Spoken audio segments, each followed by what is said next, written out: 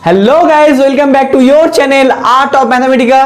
सो students, आज हम जो है ब्रेन टीजर का जो वन का क्वेश्चन, वन कैपिटल है डेफिनेटली, वो सॉल्व करने वाले हैं। यहाँ पे देख सकते हो कि ये 5 ही क्वेश्चन है ए टू ई।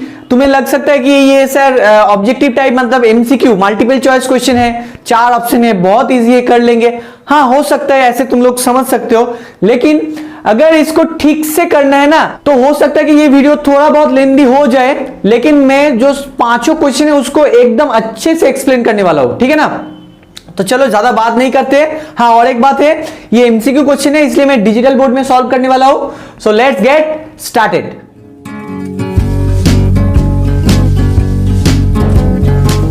जैसे मैंने कहा था कि आज क्वेश्चन नंबर 1A का सॉल्व करने वाले हैं। देखो, tick the correct option means MCQ question है, तो यहाँ पे 4 ऑप्शन है, हमें राइट ऑप्शन चूज करना है।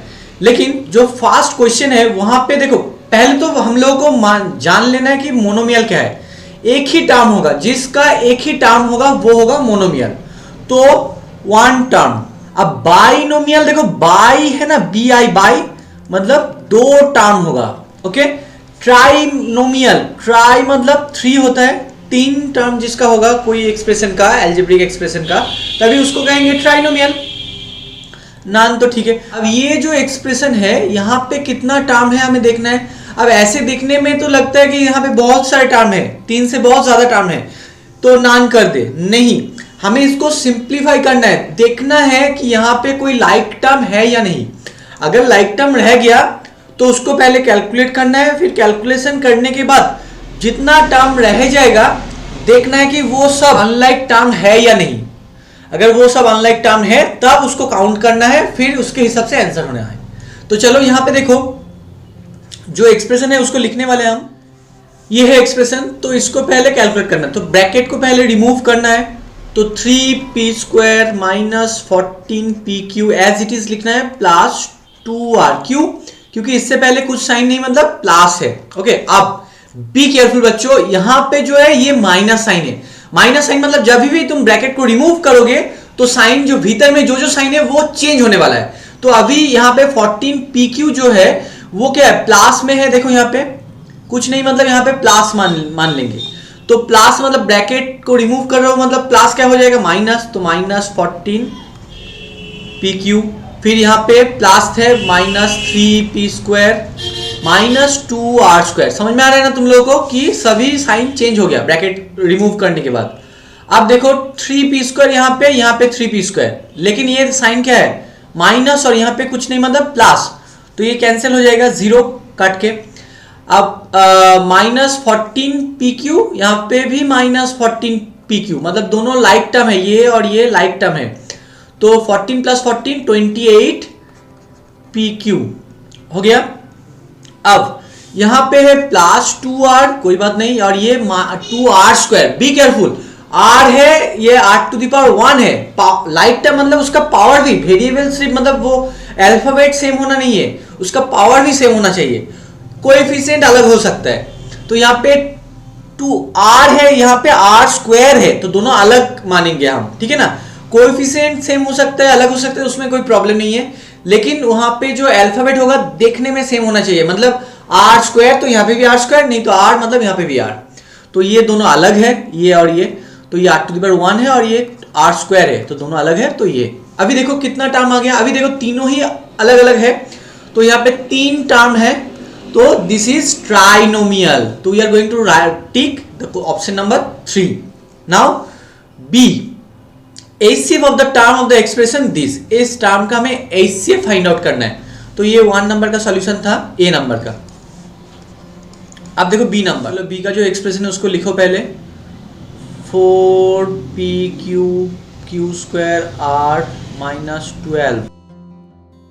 अब देखो ये जो एक्सप्रेशन है इसमें क्या कॉमन आएगा हमें देखना है। देखो 4, 12 एंड 16 न्यूमेरिकल वैल्यू है, तो उनका HCF 4, 12 एंड 16 का हमें HCF फाइंड आउट करना है। ये होगा, हमें पता है 4 ही होगा, तुम लोग करके देख लेना। तो बच्चों याद रखना, जब भी ऐसा एक्सप्रेशन रहेगा उसका HCF फाइंड आउट करना है, मतलब उसमें से जो कॉमन है उस टर्म को अलग करना है। तो यहाँ पे देखो पहले हमें क्या करना है, उसका जो न्यूमेरिकल है कोएफिशिएंट में, तो उस उसका HCF फाइंड आउट करना है। तो यहाँ पे 4 है, यहाँ पे 12, माइनस को अवॉइड करो, 12 है और यहाँ पे 16, तो इन तीनों का जो HCF होता है वो 4 होता है। तुम लोग करके देख लेना, ये जूनियर क्लास का चीज है। तो 4 लिखेंगे हम पहले, ठीक है ना। तो यहाँ पे डायरेक्टली लिख देता हूं HCF ऑफ दिस एक्सप्रेशन क्या होगा, इक्वल्स टू क्या होगा, 4 आ गया। अब P यहाँ पे देखो क्यूब है, यहाँ पे P है और यहाँ पे P स्क्वायर, तो P में जो है तीनों टर्म में P जो है सबसे कम पावर कहां पे है, सेकेंड में है ना, सेकेंड रो में देखो वो है P टू द पावर 1, तो सबसे कम जो है उसको लेना है, ज्यादा को नहीं। HCF मतलब हाईएस्ट काउंट फैक्टर होता है, लेकिन कंफ्यूज मत होना, यहाँ पे पावर में मतलब तीनों में कॉमन होगा, मतलब सबसे कम जो होगा पावर। देखो P क्यूब मतलब वहां पे P है, P मतलब P तो है ही, और P स्क्वायर मतलब वहां पे भी एक P है, लेकिन तुम अगर सबसे ज्यादा जो है P क्यूब उसको कॉमन ले लोगे तो यहाँ पे तो P क्यूब नहीं है। HCF का मतलब सारे नंबर में कॉमन है, तो याद रखना इन तीनों वेरिएबल में सबसे कम जो है, तो P में सबसे कम क्या है, P टू द पावर 1, तो उसको लिखो, हो गया। अब Q में देखो Q स्क्वायर, यहाँ पे भी Q स्क्वायर, यहाँ पे भी Q स्क्वायर, तीनों ही सेम है, तो उसको लिख दो एकदम डायरेक्टली, सेम होगा तो उसको ही लिखना है। अब R में आते हैं, यहाँ पे R टू द पावर 1, यहाँ पे R स्क्वायर, यहाँ पे भी R स्क्वायर, लेकिन R स्क्वायर और R टू द पावर 1 में सबसे कम कौन है, R टू द पावर 1, तो R टू द पावर 1, तो दिस इज द HCF। तो 4PQ square R, 4PQ square R, confuse मत होना, माइनस का कोई जगह नहीं है, HCF मतलब हमेशा पॉजिटिव होगा, तो option number 1 is the answer. Now question number C, for what value of t the expression this and this are equal, तो ये दोनों इक्वल मतलब इसको इक्वल करके लिखो, 2x स्क्वायर बोल ही दिया ना, बस वैसे ही लिख दो, 5x plus 10 equals to again 2x square minus tx plus 2t। अब देखो यहाँ पे कहा गया कि कौन सी t के वैल्यू के लिए ये इक्वल होगा। अगर सोचो कि ये इक्वल हो गया, मतलब क्या ये दोनों साइड में जो एक्सप्रेशन है वो इक्वल होगा या नहीं, एकदम, तो मैंने इसलिए बीच में इक्वल साइन दे दिया। अब देखो यहाँ पे जो वेरिएबल है ना, क्या क्या वेरिएबल है देखो, पहले देखो यहाँ पे एक्स स्क्वायर है, यहाँ पे भी एक्स स्क्वायर है, यहाँ पे x, यहाँ पे भी x, और यहाँ पे कांस्टेंट, यहाँ पे भी कांस्टेंट, तो कुछ नहीं मतलब कांस्टेंट है, 10 जो है कांस्टेंट वैल्यू, 2t भी हम कांस्टेंट के जैसे ही सोचेंगे। अब देखो एक्स स्क्वायर और यहाँ पे भी एक्स स्क्वायर, अब एक चीज नोटिस करो, उसका जो कोएफिशिएंट है 2, यहाँ पे भी 2 इक्वल है ना, तो मतलब याद रखना बच्चों, अगर t यहाँ पे इस टाइप का क्वेश्चन दिया गया ना, for what value of t the expression this and this are equal, तो क्या करेंगे, उसका जो मतलब इक्वल लाइक टर्म है उसका कोएफिशिएंट भी इक्वल होना चाहिए। अगर दोनों एक्सप्रेशन सेम हो गया ना, तो उसका लाइक टर्म का कोएफिशिएंट इक्वल होगा, ये याद रखो, लाइक टर्म का कोएफिशिएंट इक्वल होगा। इफ अगेन मैं कह रहा हूं, if any two expression are equal to each other, then their coefficient of the like terms are also equal, ठीक है। तो यहां पे भी 2, यहां पे भी 2 है, तो मतलब इक्वल है। अभी यहां पे -5 है और यहां पे -t है, मतलब ये दोनों भी इक्वल होना चाहिए था। तो चलो देखो, तो क्या लिखेंगे, -t इक्वल्स टू -5 लिख सकते हैं ना, क्योंकि उसका लाइक टर्म का सेम होगा। यहाँ पे x का कोएफिशिएंट है -5, यहाँ पे x का कोएफिशिएंट है -t, तो इसलिए मैंने ऐसे लिखा है। तो माइनस माइनस कैंसिल कर दोगे तो t का वैल्यू क्या आ जाएगा, 5 आ गया। अगर तुम्हें लगता है कि नहीं सर बाकी जो है वो आप ऐसा हो सकता है, अब देखो ऑटोमेटिकली अगर तुम थर्ड कंडीशन को चूज करते, 2t यहाँ पे कांस्टेंट जो है, और यहाँ पे क्या है, यहाँ पे है 10, ये दोनों भी इक्वल होना चाहिए था, 2t और यहाँ पे 10 कांस्टेंट वैल्यू भी इक्वल होना चाहिए था। अब दोनों इक्वल होगा तो देखो t का वैल्यू यहाँ से फाइंड आउट करोगे तो ये भी 5 ही देगा, क्यों, 2t इक्वल्स टू 10, तो t इक्वल्स टू क्या होगा, 2 डिवाइड होगा तो बाई 2, तो t इक्वल्स टू 5 आ गया। तो यहाँ पे भी 5 आ सकते हैं, यहाँ पे भी, तो तुम कोई भी एक को चूज करो।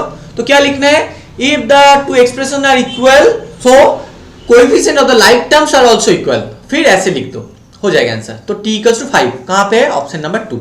ओके, अब देखो एक हो सकता है मेरा जो अभी जो पिक्चर है वहां पे तुम लोग ये नहीं देख सकते हो, तो इसलिए मैंने थोड़ा इसको ऊपर कर रहा हूं, एक बार देख लो ये जगह। यहाँ पे जो मेरा वीडियो देख रहे हो तुम लोग, तो कोई बच्चे ये नहीं देख सकते, इसलिए मैंने इसको थोड़ा ऊपर कर दिया, एक बार देख लो, ये वाला कैलकुलेशन मैंने करा है।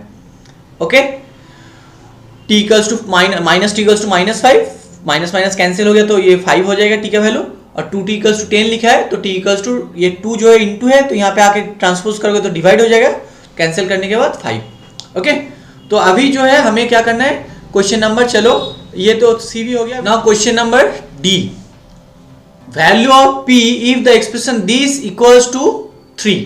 तो क्या कहा गया कि z² plus 3z minus p equals to क्या है 3। तो हमें p का वैल्यू फाइंड आउट करना है, लेकिन किस, और एक कंडीशन दिया गया है जब z का वैल्यू 2 होगा। तो हमें मतलब क्या है कि p क्या है ये तुम्हें फाइंड आउट करना है व्हेन z = 2। तो इस एक्सप्रेशन में, और क्या एक्सप्रेशन क्या दिया गया है, दिस इक्वल्स टू 2। तो मैंने इसको नोटेशन में लिखा है दिस इक्वल साइन, अच्छा 3 सो 3।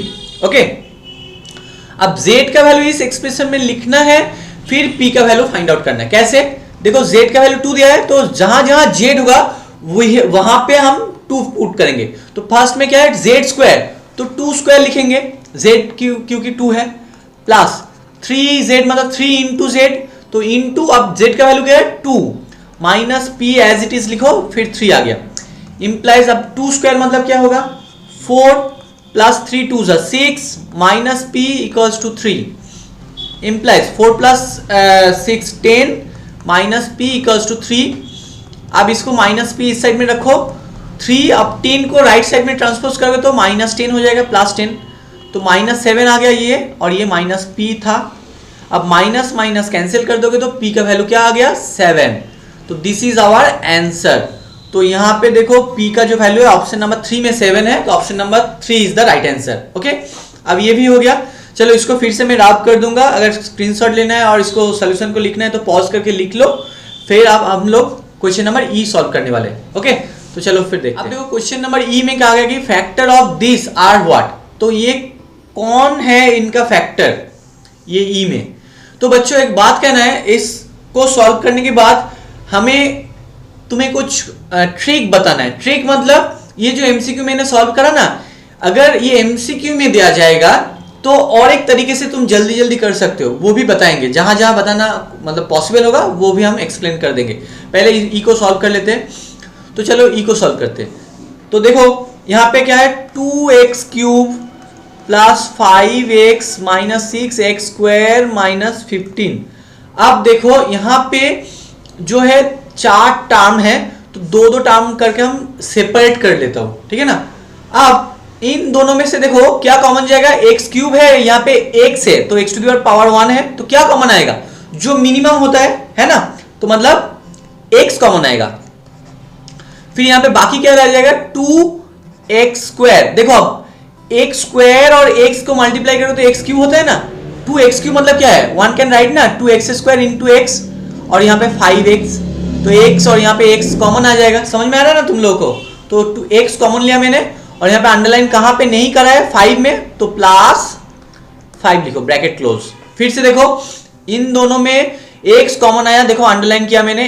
x³ को मैंने कैसे लिखा है 2x² इंटू x लिख सकते हैं, तो x कॉमन आ गया, जहां पे अंडरलाइन नहीं किया गया है ब्रैकेट के अंदर वो लिखेंगे हम, तो 2x² और यहाँ पे 5 हो गया। अब माइनस, चलो इसको भी कर देते हैं, कहाँ करें, चलो यहाँ पे देखो -6, अच्छा 15 एंड 6 में कॉमन फैक्टर क्या है वो तो बताओ, हाईएस्ट कॉमन फैक्टर क्या है 15 एंड 6 में जो होता है वो है 3, तो 6 को 3 के मल्टीपल में लिखो, 3 इंटू 2 माइनस, अब -3 इंटू 5, और यहाँ पे x² था, x² को लिखो। अब बताओ -3 और यहाँ पे भी -3 जो है कॉमन ले लो। बच्चों एक बात याद रखना, जब तुम प्लस कोई वैल्यू को कॉमन लोगे ना, ब्रैकेट के अंदर जो आएगा ये साइन प्लस था, ये भी प्लस ही हो गया, लेकिन अगर तुम माइनस को कॉमन लोगे तो ब्रैकेट के अंदर जो बीच में साइन होगा वो भी चेंज हो जाएगा। तो यहाँ पे बीच में क्या है माइनस है, वो अब क्या हो जाएगा ब्रैकेट के अंदर प्लस। तो चलो लिखते हैं, कहां पे मैंने अंडरलाइन नहीं करा है 2x² में, तो इसको लिखो, और यहाँ पे माइनस कॉमन लिया मैंने, तो इसलिए ये माइनस जो है ये प्लस बन जाएगा। अब यहाँ पे 5, तो यहाँ पे ये जो एक्सप्रेशन है इसका कॉमन लेके क्या आएगा, ये कॉमन -3 एक्चुअली 2x² प्लस 5। समझ में आ रहा है ना तुम लोगों को। तो इसको रब कर देते हैं। अब देखो एक्स और यहाँ पे -3 जो है एक साथ लिखना है, फैक्टर का जो रूल होता है, और जो ये जो कॉमन नंबर है ये और ये, इसको एक बार लिखना है 2x² + 5। तो जो बाहर रहेगा x -3 इसको एक साथ लिखो, ब्रैकेट देना मत भूलना, सब गलत हो जाएगा, ठीक है। तो दिस, तो इनका फैक्टर क्या क्या है, एक जो है x -3 और एक जो है 2x² + 5। देखो ऑप्शन में कहां पे है 2x² + 5, ये x + 3 नहीं होगा, ये देखो ऑप्शन 3, बाकी तो नहीं होगा। तो ये आंसर है। अब बच्चों मैंने कहा था ना मैं ट्रिक बताऊंगा, सोचो कि तुम ये फैक्टर नहीं कर पा रहे हो तो ये थोड़ा टाइम टेकिंग होगा यहाँ पे, तो तुम एक काम करो, कोई भी एक ऑप्शन को चूज कर लो और दोनों को लेके मल्टीप्लाई कर दो। सोचो कि तुम्हें पता नहीं कौन सा आंसर होगा, तो रैंडमली मैंने ऑप्शन 1 चूज करा, तो क्या होगा 2x² + 5 और x + 3 दोनों को लेके मल्टीप्लाई कर दो। देखो ये एक्सप्रेशन में ये आ रहा है या नहीं, ये वाला अगर आ गया तो आंसर हो गया, नहीं तो ये ऑप्शन को कैंसिल कर दो। इसको कहते हैं एलिमिनेशन मेथड, ठीक है ना। तो अभी देखो, सोचो कि ये नहीं चूज करके तुमने 3 को चूज कर लिया, तो 3 चूज करके तो इसको मल्टीप्लाई करने के बाद देख लेना, अगर ठीक से कैलकुलेशन करोगे तो यही आएगा, तो बस ऑप्शन 3 आंसर होगा। अब इसमें आते हैं, चलो पीछे से आते हैं। यहाँ पे जो है ना, यहाँ पे वो मेथड मैंने जो करवाया है वो ही सही है। अब यहाँ पे देखो ये सी नंबर में हम कह सकते हैं कि टी का वैल्यू क्या होगा कि ये दोनों सेम होगा, है ना। तो यहाँ पे देखो, चलो इसको रब कर देते हैं। तो यहाँ पे देखो ये जो एक्सप्रेशन है, यहाँ पे कोई भी एक को चूज कर लो जहां पे टी है, मानो कि ये tx है ना, -tx, और यहाँ पे x का कोएफिशिएंट -t है और यहाँ पे x का कोएफिशिएंट -5 है। अब बताओ यहाँ पे t की जगह पे हम क्या लिखे कि ये इसके साथ इक्वल हो जाएगा, 5 लिखे तो -5, यहाँ पे -5, तो t का वैल्यू 5 हो गया। और नहीं तो सोचो कि ये 2t यहाँ पे 10 है, तो 2 के साथ कितना मल्टीप्लाई करोगे तो 10 आ जाएगा, 5, तो 5 2 10, तो 10, मतलब ऑप्शन 5 इज द आंसर। उतना करने की कोशिश मतलब जरूरत नहीं है ना। और बाकी जो 2 मेथड मतलब दिखाया है तुम्हें वही सही है। तो बच्चों आज के लिए इतना ही, आई होप तुम लोगों को ये अच्छा लगा। अगर अच्छा लगा तो एक बार लाइक कर दो, कमेंट करो, शेयर करो अगर अच्छा लगा तो दूसरों को भी, ताकि हेल्प हो। तो बस वही बात दोहराना है, अगर मेरा वीडियो अच्छा लगा तो एक बार लाइक करो, कमेंट करो, शेयर करो दोस्तों के साथ। सो तब तक के लिए take care and good bye.